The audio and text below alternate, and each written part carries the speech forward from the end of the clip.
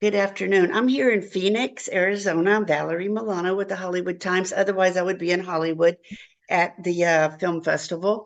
But I'm going to have our guest introduce herself. Thank you. Hi, I'm Katie North. I am the writer, director, actor, and one of the producers for the comedy pilot events at Hemlock Manor. Love it. Love it. Thank you so much. And I'm one of the lucky ones that have seen it so far. Um, Events at Hemlock Manor. It's a feature a quirky group of haunted house employees fighting tooth and nail to keep their business afloat. At its core, this is series about underdogs, a ragtag group of spooky weirdos with nowhere else to go. Hemlock Manor is not only a year-round haunted house with a terrible business model. It's also a home. Yeah. So, Katie, you're carrying quite the load here, writer, director, co-producer with JT Sue and cast members. That's quite a hands-on approach to this series, isn't it? Can you talk about that? Definitely. Well, one of the things that I have been learning the more that I make pieces, this was one of my first pieces, and I I just decided that I would make it. So until I had someone else to fill a role, it was mine. And I have been so lucky um to have found so many amazing team members as I go. For example, JT joined the project after I decided I would shoot it because she's just this very cool producer friend of mine who's this great writer. So I sent her the draft thinking maybe she'd pitch me a joke or something fun like that. And instead, she wrote me back and offered to produce it, which was this ridiculous dream come true. I mean, that was like not even what I was imagining she would suggest. And because of that, she executive produced it and brought in this whole team of brilliant people. So I guess what I'm trying to say is if I didn't have all the awesome humans I have, I would have worn even more hats, but I'm really lucky that I didn't. Yeah. Yeah, and you grew up with a very creative mother who delighted in celebrating Halloween to the extreme.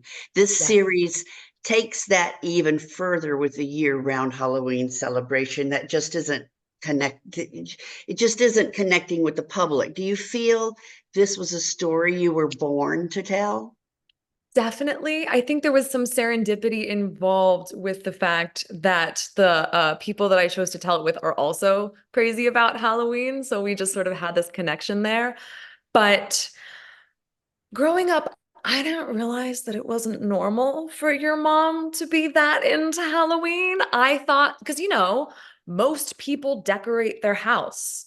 So it seemed like, okay, we just go really, really, really hard on this one holiday. She would actually, like back in the early 2000s when these things weren't as available in every spirit Halloween, or I don't know if I should say the name of the store.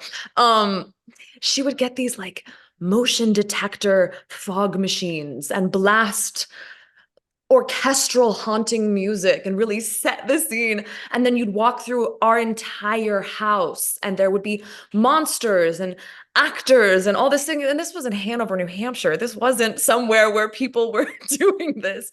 Um, and as we've all grown up, we haven't done it as much, but it's all just still in the basement.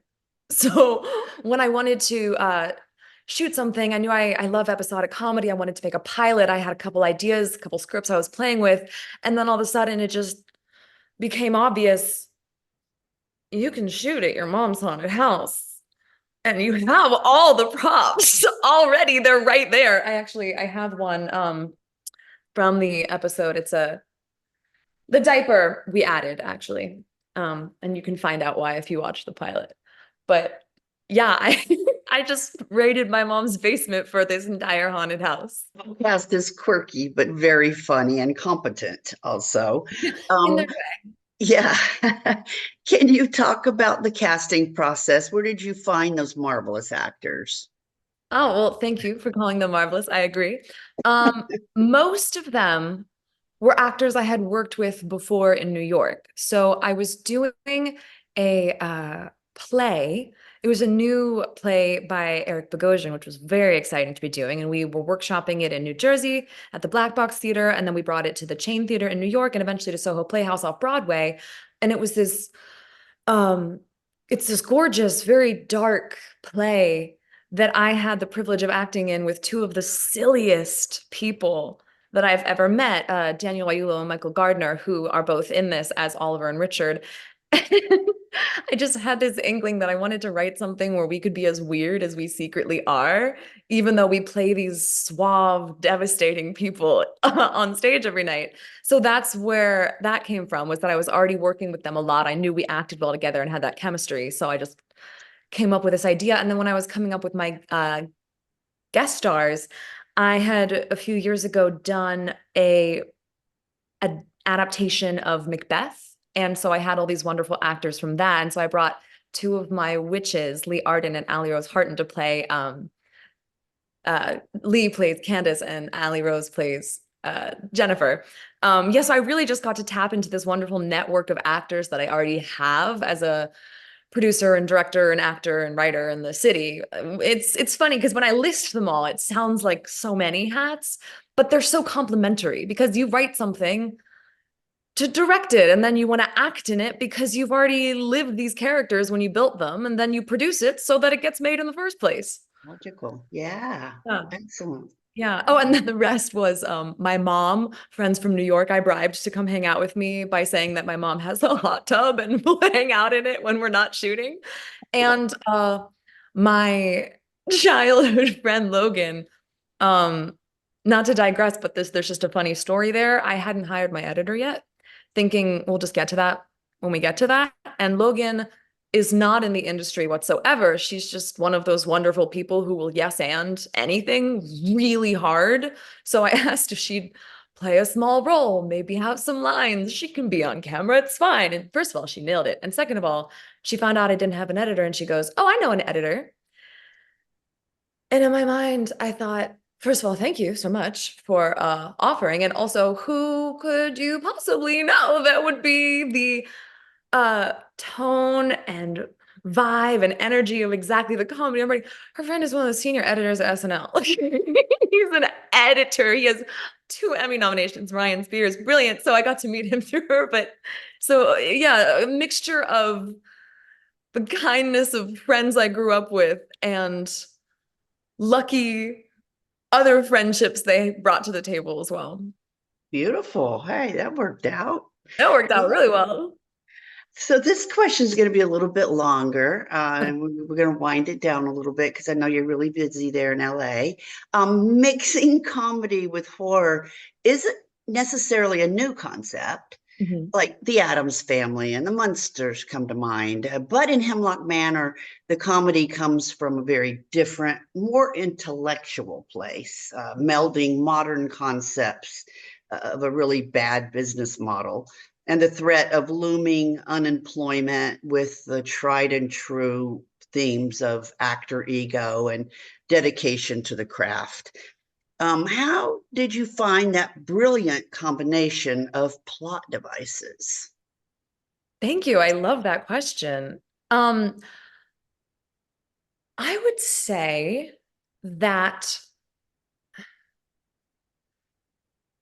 I love when comedy mixes the sacred and the profane. So when you have something like, I mean, I don't want to give too many spoilers, but for example, anytime that children are involved in anything that involves swear words or anything considered a little inappropriate, it's very funny. When someone is running a business, it's funny, at least to me, when they're not doing a good job at it, but they are very passionate and dedicated.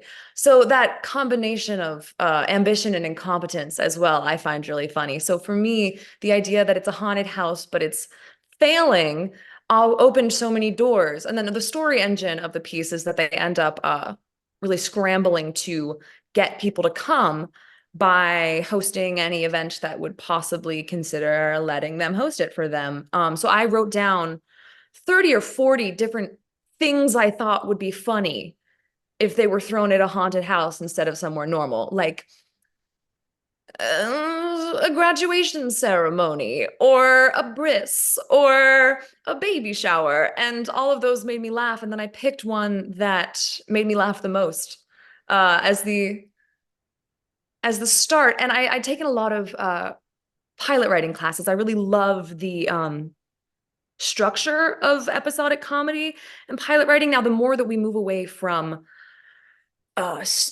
network shows or cable shows where you have this amount of time and then there's a commercial and then this amount of time and then there's a commercial, the less you need that exact structure. But there's something really beautiful about having the path to follow. So I had that traditional idea of, we have the teaser and then we have the inciting incident, and then it elevates and it elevates and it elevates, and then we can't elevate it anymore, and then it resolves in some interesting way, and the action is led by the people, and all those other different principles of writing.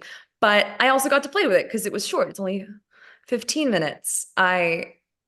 Yeah, so to answer the question about how I came up with the idea, it was really just partially what felt like it would make everything harder for my main characters trying to succeed at something and not doing well, but really trying and therefore leading the action.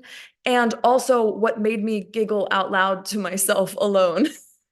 Because whenever I'm writing comedy, if I'm not laughing, if I don't think it's funny, I'm probably not doing it right. Because if I don't think it's funny, then who am I to think anyone else is going to think it's funny? If at least I like it, then someone likes it, and maybe someone else will as well.